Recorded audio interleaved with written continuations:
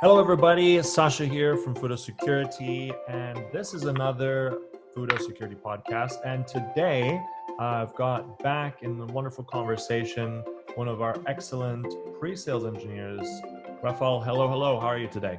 Hi, I'm fine. How about you? Not too bad. Okay, cool. Thanks for your time. So today it's all about insider threats. So I just want to kind of bring to your attention, before we get started on the discussion here, that really recent statistic from the 2020 Cost of Insider Threats Global, which was released by the Ponemon Institute in conjunction with IBM. They did a big study and they found out that actually in the number of incidents and the frequency has increased by 47% in the last 2 years. And that's just insider attacks. And actually what's more is that really this kind of staggering number that 60% of organizations suffered over 30 incidents per year in that study. So this is just, a snapshot, obviously, of what's out there, but those are worrying figures, Rafal. Those are worrying figures, Yeah. and this is our topic of today, and I want to get your insights about this. So, and one of Yeah, those ways that we can, obviously, that organizations can protect against, or let's say mitigate that threat, is through a PAM solution like Fudo PAM. yeah, it certainly is. I think that those attacks or the data that are exfiltrated are the main income channel for the black hat hackers right now. Yeah, For sure.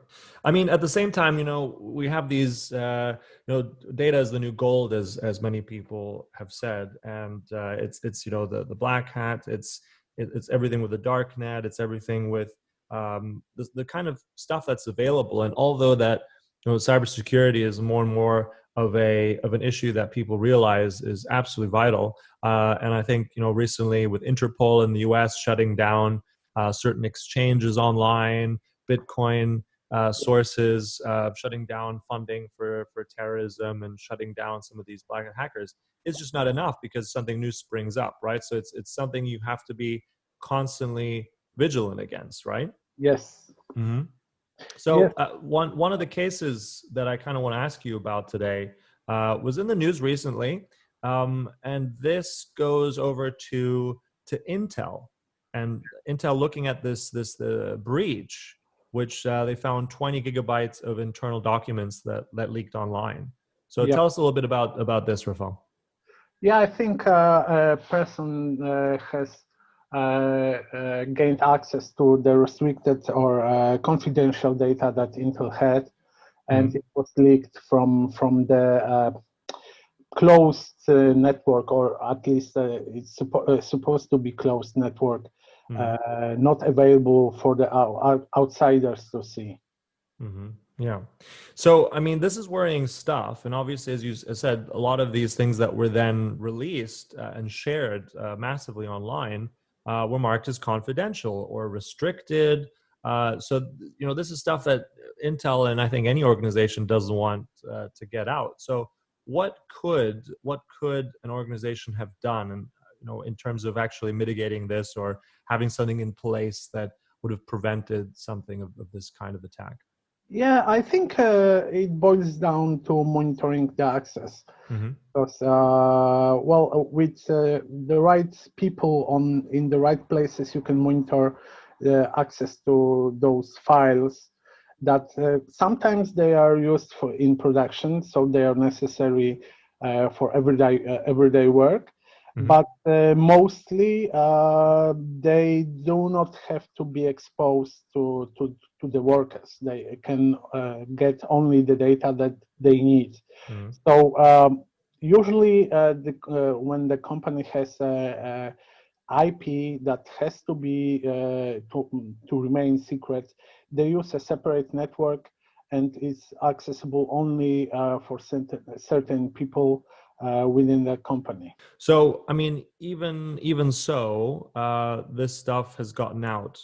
So, what kind of measures are there to make sure that this is protected? I mean, we're talking about, as you said, privileged privilege access here, correct?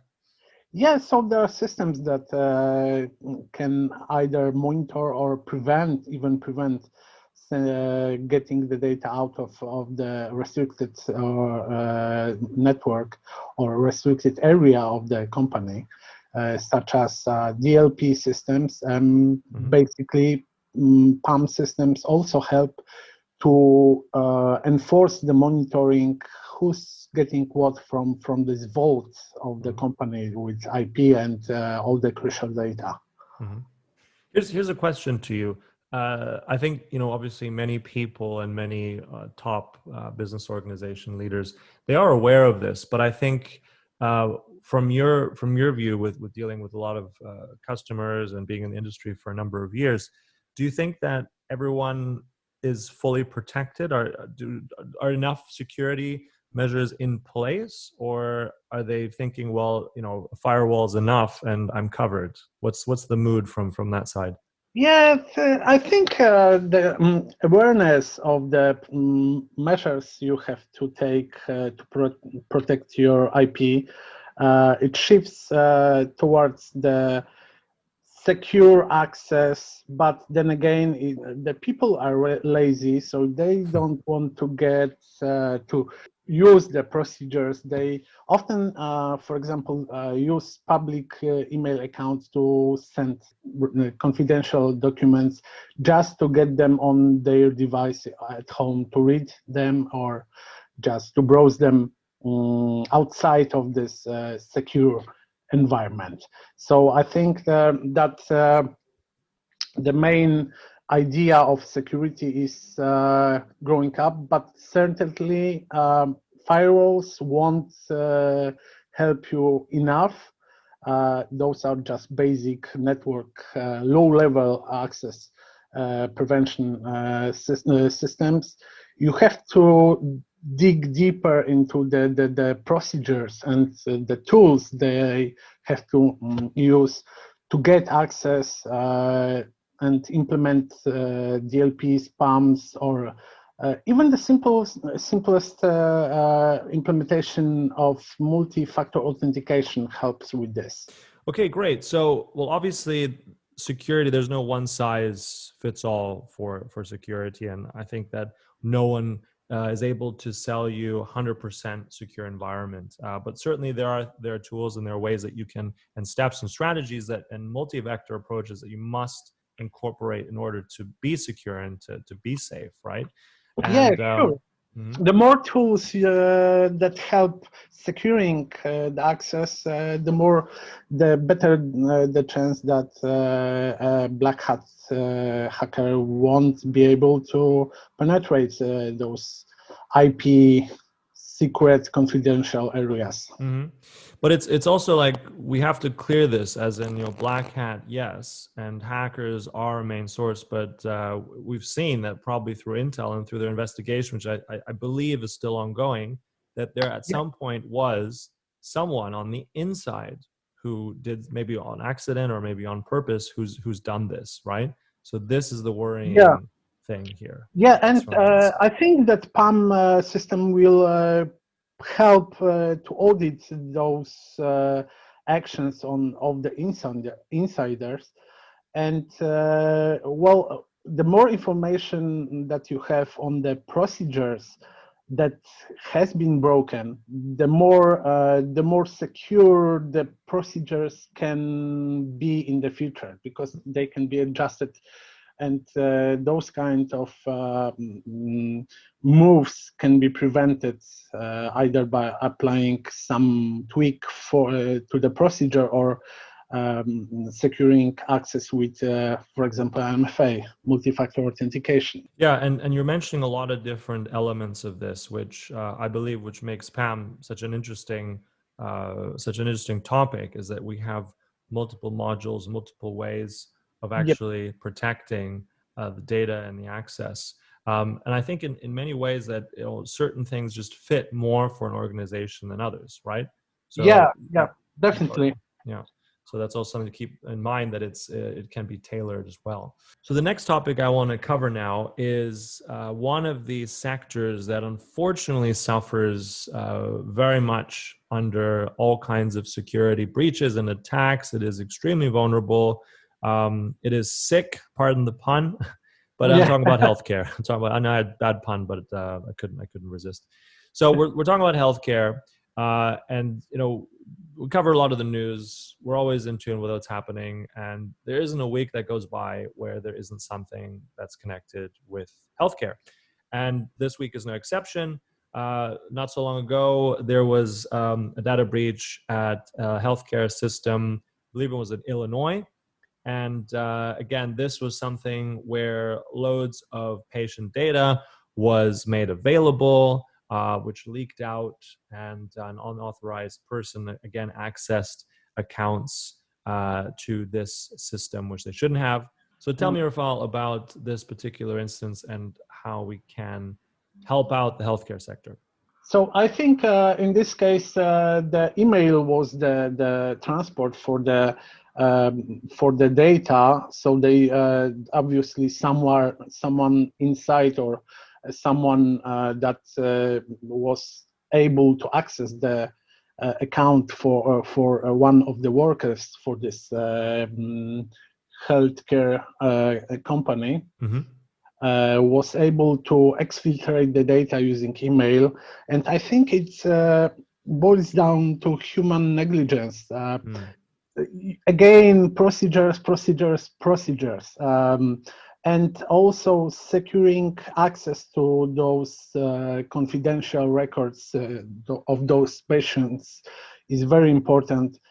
So, for example, you can use a kind of closed network that you can only reach through a secure channel, and the terminals that you use inside the hospital are connected only to the secure network, so you can access this data only using secure environment or restricted environment that is able. It's very much like a bank when you have a open network for everyone their job, and you have to physically connect to another network to access the internal systems for the bank that are there and should be protected. That's a good example. And I think one of the other bits of information which are interesting here is that it's also about timing. Because I mean, this particular incident happened, I believe, sort of around the end of August in Illinois. Yep. But then if they're in the investigation and looking at the forensics, I think they concluded that something happened and unauthorized access took place, I think, way back in February, right? Yeah. So if you look at the timeline, this is so often the case with any of these data breaches, is that first of all, it takes a long time to actually realize that something is wrong. And even if they realize it, let's be honest, that several weeks, if not months, will have gone by since the leak or this breach, or and this is the worrying thing. It's like there's a lot of time for someone to do something very, very, very badly here. So I think this is the usual way that hackers work. They get in, they do something that's called recon. So this is a reconnaissance, and they stay low. They just scan the network, scan servers to know what kind of data they can exfiltrate, and then they obviously either, for example, encrypt the data and demand the ransom, or they can send the data and basically sell it on the black market, in the deep web.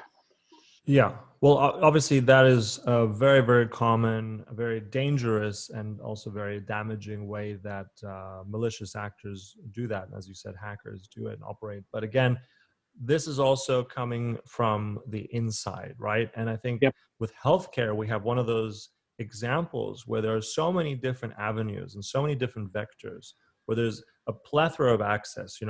If this is going to be a disgruntled employee on the inside, maybe this is going to be also inadvertently, maybe through a lot of, especially in the United States, there's a lot of, and that's why I think HIPAA is around to help against this. There's a lot of data and a lot of patient information that's being shared, different suppliers, different third-party operators and contractors. And recently, I think a few months ago, there was an issue with a company that dealt with looking at X-rays, and they seemed to have really bad security. And then there was a leak there inadvertently because of their weak, or rather non-existent security systems or any kind of policy. So we have these multiple layers, and obviously with healthcare data and personal information, it's a gold mine for anybody. And you're saying hackers is one way, but then also from the inside, those employees and staff that are in some cases disgruntled, perhaps, or maybe they just do something on accident, or they're sloppy in their work, or they're healthcare workers primarily, and they're not security personnel, right? So even if they do something wrong, it's probably not their intention, right? It's not even willful. It's just that their primary concern is not, ticking off various boxes for, have I followed the security procedure, which needs to happen now. But at the same time, if you're a nurse or a doctor or a healthcare professional, you want to treat the patient. You want to, your primary duty is to them.